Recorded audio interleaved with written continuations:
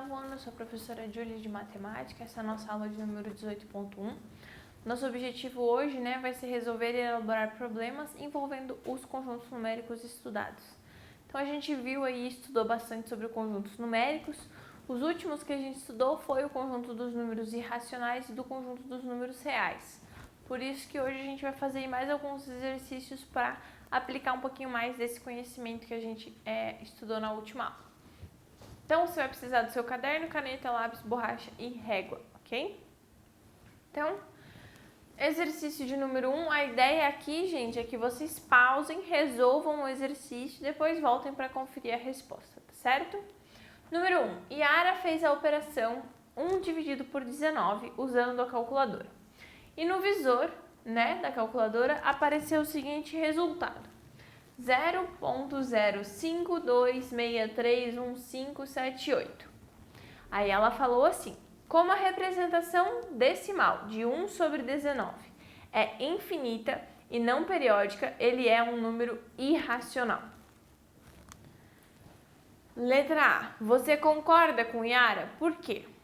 Então, qual é a sua opinião? A ideia correta, gente, é que nós não devemos concordar com ela, sabe por quê? Porque o número que aparece no visor da calculadora é só uma parte da representação decimal de 1 dividido por 19, que não é um número racional, na verdade. Ela vai ser uma dízima periódica.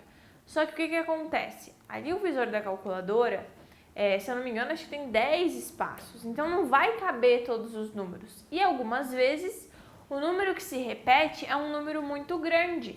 Às vezes o que se repete é uma sequência de 5, 6 números. Não tem como você saber com certeza se o número vai ser racional ou não, observando apenas a divisão dele na calculadora, ok? Letra B. Podemos sempre saber se um número é racional ou irracional apenas observando a sua representação decimal? Não, porque às vezes o período de uma dízima periódica é muito grande e sua representação decimal expressamos o número insuficiente de casas, após a vírgula, para a gente poder enxergar o período.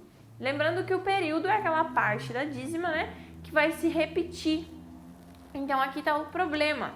Eu posso ter um número que se repete bastante. Por exemplo, vamos imaginar que a resposta da minha divisão foi 0,311457,8.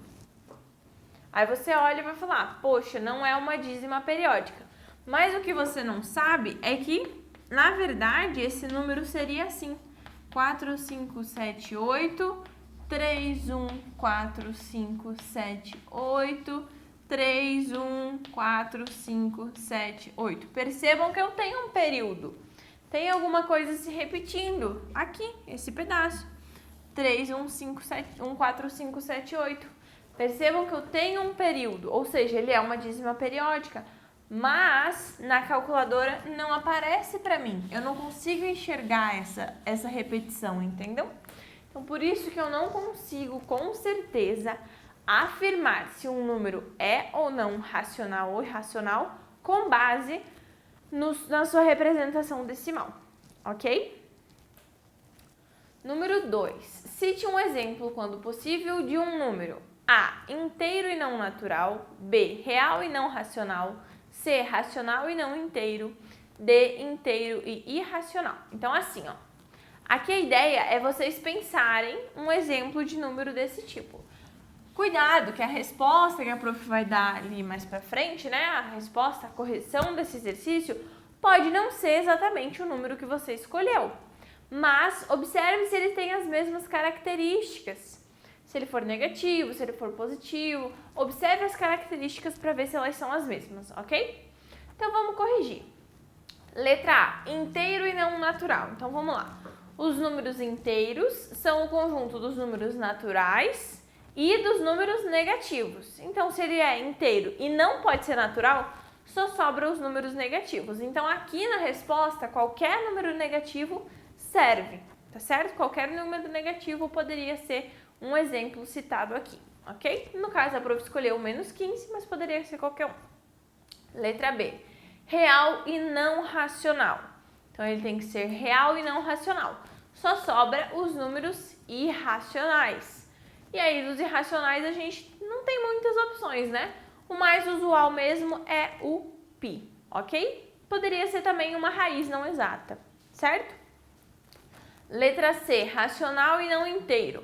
Então, se é um racional não inteiro, pode ser qualquer número aí com vírgula, né? Pode ser qualquer um, tanto positivo quanto negativo. Eu escolhi 0,5678, certo?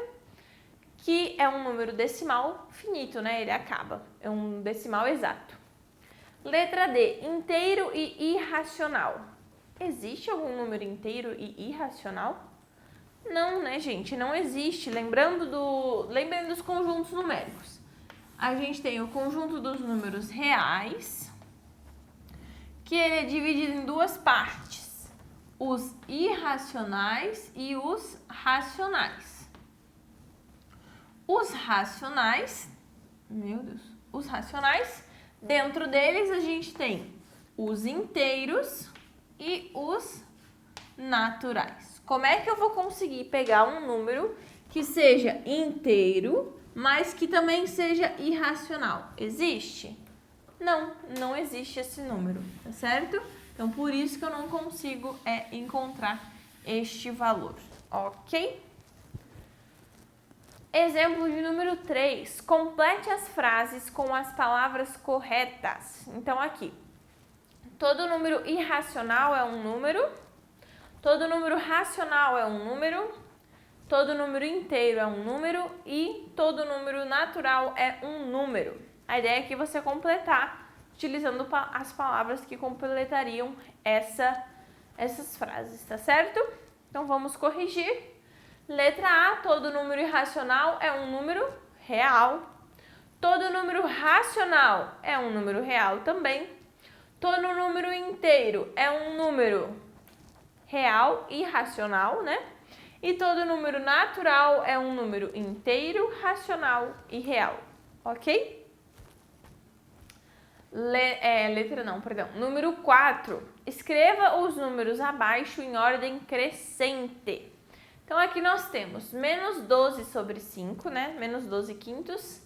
3,62 como dízima, ou 62. Menos 1,2 também como dízima. E 40 sobre 70. Sobre 7, 40 sétimos. Menos π e 3,62, onde o 2 é a nossa dízima, ok? O que a gente tem que fazer, então, para poder escrever em ordem crescente? A melhor maneira de escrever em ordem crescente ou de comparar valores fracionários é transformar todos eles em forma decimal, porque fica mais fácil de comparar daí.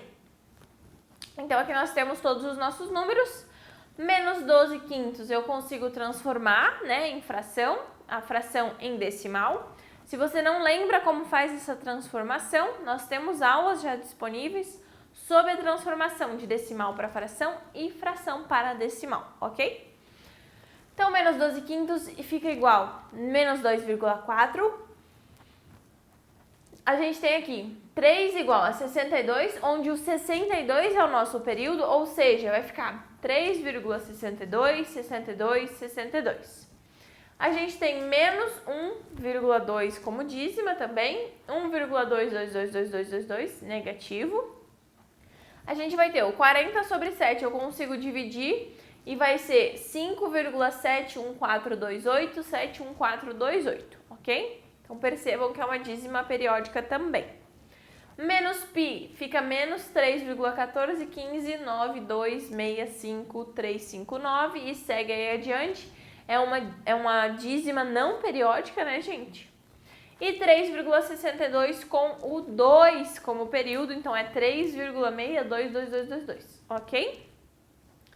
Então, após eu observar todos os números decimais, fica claro que a sequência que a gente vai ter vai ser menos π, né, porque é 3, alguma coisa negativo, menos 12 quintos, que é menos 2, alguma coisa, menos 1,2, aí a gente tem 3,62, 2222222, 3,62, 62, 62. A prof até vai escrever esses dois aqui, só para vocês entenderem por que a ordem é essa. Eu tenho isso aqui, né? Então, observe. Para eu saber quem é maior, eu vou analisando. Esses dois são iguais. Esses dois são iguais. Esses dois são iguais. Agora, esse aqui é menor do que esse. Então, por isso que eu tenho primeiro o 3,62 com o 2 de período e depois eu tenho o 3,62 com o 62 de período, ok? Porque este aqui é maior do que o anterior.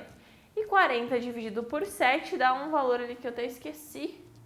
É 5, alguma coisa, né? Então, é maior do que 3,62. Tá certo, gente? Bem tranquilo de escrever, né? Os números em ordem crescente, mas o ideal é transformar para decimal, porque fica mais fácil e mais claro de enxergar. Eu espero que tenha ficado claro, né? Esses exercícios aí para aplicar um pouquinho mais esse conhecimento que a gente estudou sobre os conjuntos numéricos. Não esqueça de fazer os exercícios e de revisar o conteúdo que vocês têm disponível. Eu vejo vocês na nossa próxima aula.